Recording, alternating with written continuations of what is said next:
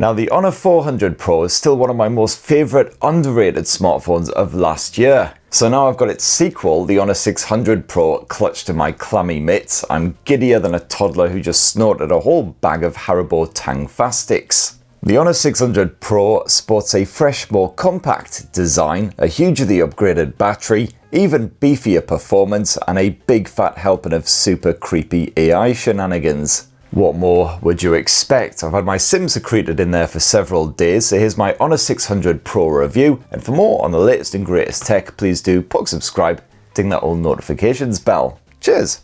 Now, Honor has been bigging up the 600 Pro design as it offers the largest corner radius of any Android device out there. I mean, check out the radius on that. Woof.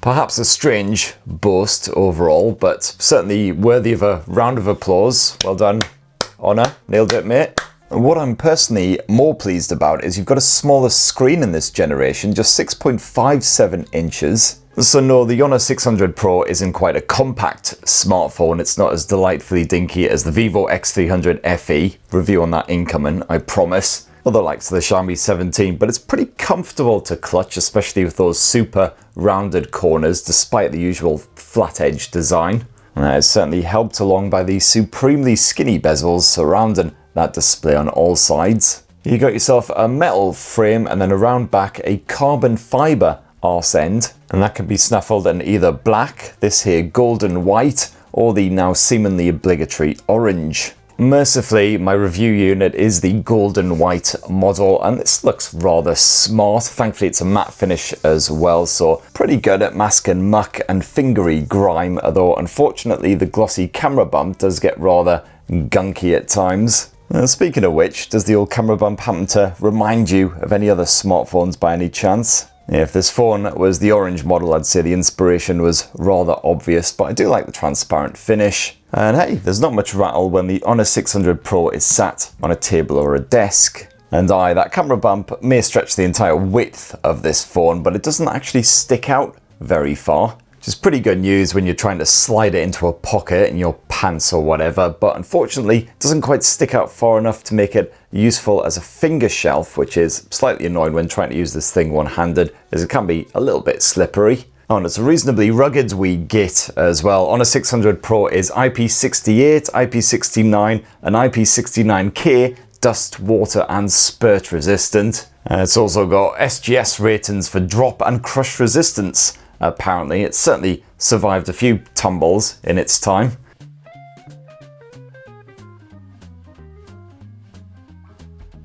Now, one of my first complaints with the Honor 600 Pro is the in-display optical fingerprint sensor. It's housed quite low down on the screen, so it's a wee bit of a stretch, and it's not always dependable. Quite often it's fine, fast to react and everything, but occasionally it takes 2 or 3 attempts to recognise me if my hands are quite dry, or quite moist, or just slathered in chicken grease. So certainly not quite as dependable as an ultrasonic sensor. Then once you're in, you got yourself a tasty bit of MagicOS 10 slathered on top of Android 16. And Honor will apparently kindly bless us with 6 full years of Android OS updates and security patching, at least here in Blighty and across Europe. So that's certainly as much as I would expect from a not quite flagship smartphone, means that you're good for the foreseeable future.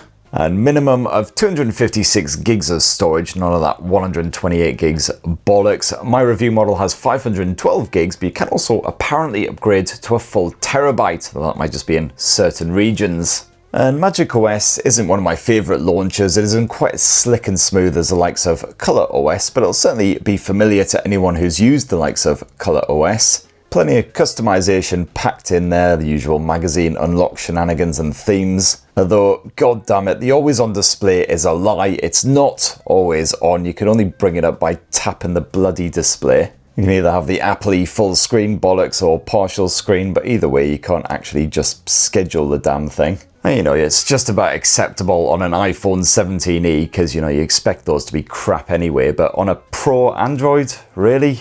And in my short time with the Honor 600 Pro, I've seen the occasional bit of balkiness, like apps completely locking up or crashing. But I would like to point out, I have been testing the Honor 600 Pro ahead of the full official launch, so occasionally there are some little early bugs still stuck in there. And hopefully by the time it actually hits shelves, all of that stuff will have been squashed. And of course, as is standard with Honor smartphones, this thing is absolutely stuffed to the tits with AI. It's got all the usual bollocks, AI subtitles, AI translations, it can write a message to your mum if you're too busy playing Fortnite. And oh yes, you've got an AI button as well secreted over here on the right edge underneath the power button. Now by default, if you push and hold this in, you get some AI options popping up down at the bottom of the screen, including some circle to search. You can summarize websites, or at least you're supposed to be able to. I just get an error every time, even though I've enabled all of the permissions and everything. Played around a lot, couldn't find a solution, maybe just an early bug. And of course, because of the rather deliberate positioning, it does also double up as a camera button, so a double tap quick launches the camera, and you can use it as a shutter button. That is absolutely one for the gram right there. Hey, if we jump back into the Honor AI section of the settings and tap AI button, this is fully customizable. So as you can see, double press launches the camera, but you've got a small selection of alternative options as well. Pretty much all of it AI based naturally. You can do the same for a short press, which is deactivated by default, which is just as well because I always accidentally find myself pushing that thing in. And then the long press is the AI screen suggestions. Again, you've got the same alternative AI options. So like Oppo's Snap Key, it's not fully customizable. You can't push it in, get it to launch any app you like or assign a wee macro to it, which is a bit of a bugger. And then, my lovelies, scrolled away inside of the Create tab in Honor's Gallery app, you will find Image to Video 2.0, the sequel to one of the most unintentionally creepy AI features I've ever used. And what you do is select between 1 and 3 images saved on your smartphone and then give it a wee AI prompt and it'll go away and work its magic. So for instance, what does everyone like? Cats and rainbows. So here's a cat puking a rainbow. TikTok sensation, that. And here's my audition tape to replace Chris Pratt in those rubbish new Jurassic Park movies. Running, it's right behind us. I'm not gonna make it. Oh, just go, I'll distract it. You big lizard, come get some. Take that. It's undeniably an entertaining feature in the same way that it's entertaining to watch a skateboarder inadvertently ingest their own testicles in a grind gone horribly wrong. However, a couple of things to note. First of all, just like the original image to video, this feature is only free to use for a trial period, and then you'll presumably need to pay to keep the creepiness alive. And quite often it simply refuses to play ball, saying that, you know, whatever you are asking of it is not supported, possibly because it's slightly sordid and more than a little bit weird. Ah, god damn it. I just want to see Scott do a sexy dance. Is that too much to ask? But even just pictures of me like holding a beer or something, it certainly was not happy with. And you got Honor's usual AI deepfake and voice cloning detection on here, which sadly might be necessary as we stumble our way into a slightly crappy future. And it certainly makes editing photos super easy. If you have a slightly cack shot, you can generally rescue it. And something I certainly appreciate less is the sheer amount of crapware that Honor has stuffed onto the 600 Pro. It's just reams and reams of the stuff, including loads of crappy games, Traffic Frenzy, Tile Explorer, something about rolling balls. And that's on top of all the usual cack, including, yes, Booking.com, naturally, Facebook, etc., LinkedIn. And thankfully you can discard most of this fairly easily, but the sheer volume of it means you'll be going for a while. Now the display here on the Honor 600 Pro has shrunk a wee bit versus the previous generation. It's now a 6.57 inch AMOLED straight screen, as Honor describes it. I guess because it's flat, but it's still pleasingly crispy at 2728 by 1264 pixel resolution. And besides that, pretty much the same panel as before.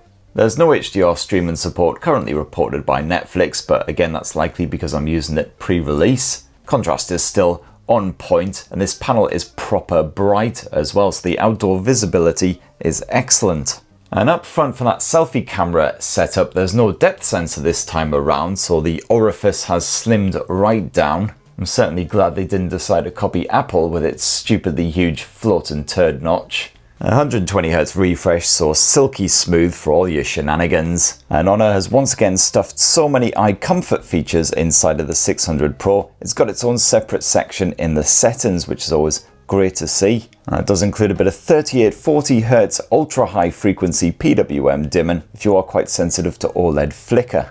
Oh, and if you're also prone to a bit of car sickness, you do once again have that motion sickness relief feature chucked on here, which works an absolute wonder. Definitely recommend that. And yes, technically the Honor 600 Pro has a stereo speaker setup, but the top speaker is just the earpiece, basically. And it's pretty tinny and cack compared with the rather beefy bottom speaker. But thankfully that bottom speaker does more than make up for this. It's super loud when you max out the volume, but the clarity actually stays pretty strong. Of course, you don't get much of a stereo effect, therefore, but it's not terrible either. And bugger all complaints with the wireless streaming here. You got Bluetooth 6.0 support, all the codecs, or LDAC, LHDC, aptX, HD, adaptive and lossless. So it was perfect for streaming to a Bluetooth speaker, Bluetooth earbuds when out and about. Oh, and speaking of which, I had no complaints with the connectivity either. Nice and nippy over my home Wi-Fi and works absolutely fine when out and about as well. Now, performance, and the Honor 600 Pro is powered by that Snapdragon 8 Elite.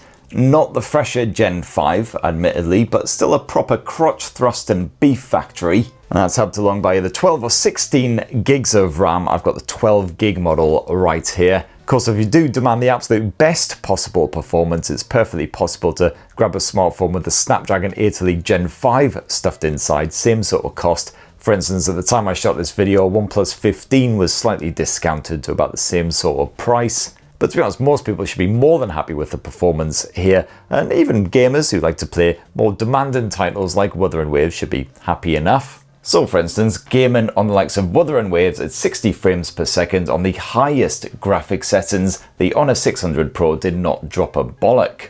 I did see a couple of dips in that frame rate into the sort of high 40s, low 50s over quite lengthy gaming sessions, but otherwise it stuck to the mid to high 50s quite capably.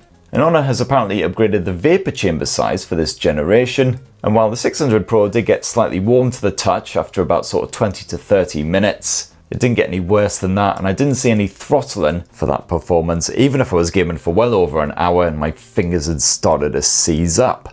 And despite the slightly more compact design for this generation, Honor has actually massively boosted the battery capacity for the 600 Pro to 7,000 mAh. That's one of the biggest batteries stuffed into any smartphone outside of like some of the mega Chinese flagships, the likes of the Oppo Find X9 Pro. Actually pretty much a match for the Oppo Find X9 Ultra, however. And the result, unsurprisingly, is excellent battery life here. I found that I could make it through 2 full days on a single charge if I'm not absolutely rinsing it, not using the camera lots, doing lots of video chatting, or of course non-stop Wuthering Waves. Otherwise, on even the most demanding days, I'll still comfortably make it through a day with plenty of juice to spare. And gaming non-stop on the likes of Wuthering Waves, you'll enjoy just over 5.5 hours of non-stop action on the top performance mode with the graphics set to the highest levels running at 60 frames per second. And that is well above average, one of the best results I've had from any ruddy smartphone. The less good news is that Honor has actually slightly downgraded the charging speeds for the Honor 600 Pro, but you still get 80 watt wide charging support. And yes, of course, it does take slightly longer to charge up than the 400 Pro, especially with that larger battery now. But you still get basically fully juiced in an hour, so you can't really complain. You've also got 27 watt wired reverse charging as well, so basically you can use the Honor 600 Pro as a makeshift power pack when you're out and about if some of your accessories need charging up or your mate's inferior smartphone. And you got the same 50 watt wireless charging support as well, absolutely banging. And so my lovelies, let's conclude this lovely Honor 600 Pro review with a squint at that triple lens camera tech. And again, it's unbranded, no partnership with Leica, Hasselblad or some other optics nerds. And if you're expecting a massive camera upgrade compared with the old Honor 400 Pro, well, you might be slightly disappointed. So you got the same 200 meg 1/1.4 inch sensor as the Honor 400 Pro for that main shooter, as well as a 50 megapixel telephoto shooter yet again, but this time with 3.5 times optical zoom. And Honor stuck with that same basic 12 megapixel ultra wide angle shooter. And that camera app doesn't seem to have switched up much either. You've once again got the likes of the motion sensing capture. You can fiddle around with various filters. It's set to vibrant by default, but you've got natural and authentic, as well as a variety of other options based on the actual scenario. And yes, you do have that dedicated Pro mode once again as well for fiddling around with the likes of the white balance, the shutter speed, and capturing images in RAW format as well for editing on the fly. And the Honor 600 Pro is a pretty solid everyday snapper, certainly for a mid-range handset. That vivid shooting mode produces poppy images like an iPhone if you're into all of that. You can just swap to natural if you're not a fan. But even so, don't expect authentic contrast. Those darker elements are often lightened, although I didn't see much in the way of oversaturation. And the Honor 600 Pro can generally cope with annoying living stuff like kids that find it impossible to keep even vaguely still, as long as the lighting isn't rubbish of course, because in those more ambient, atmospherical scenarios, photos do often come out unsurprisingly blurry. As for that dedicated telephoto lens, well, this really helps out at times. You'll get crisp results up to the 7x mark, and then the detail levels do decline as you continue to punch in, especially at night time. And I have found that when I zoom in quite far, the Honor 600 Pro often struggles to focus on whatever I'm actually aiming it at. And it just pops over and over, resulting in quite a few completely blurred snaps like these. However, it was invaluable at capturing portrait shots, especially of slightly more timid subjects that really don't want you getting right up in their fuzzy faces. As for that ultra-wide, well, pics are generally more dependent on the lighting as with the telephoto. Not too hot at night, which is pretty standard stuff. If you swap to that video mode, you can shoot up to 4K Ultra HD resolution footage at 60 frames per second, and that is with HDR switched on as well. Although the ultra-wide is out of commission in this case, you just got the main sensor and that 3.5x optical zoom. And my 4K res video looks pretty decent when I viewed it back. We're talking bright, bold, attractive visuals when the light is on your side, with pretty dependable stabilization to help keep everything smooth. The telephoto and ultra-wide sensors do come in handy at times, but they aren't much used in darker environments, although the main sensor copes surprisingly well when the lighting is CAC, not too much noise creeping in there at all. Meanwhile, the audio pickup is another highlight here. The Honor 600 Pro deals with gusty, windy shenanigans much better than the previous generation, muffling all of that out without balking the rest of the audio too much.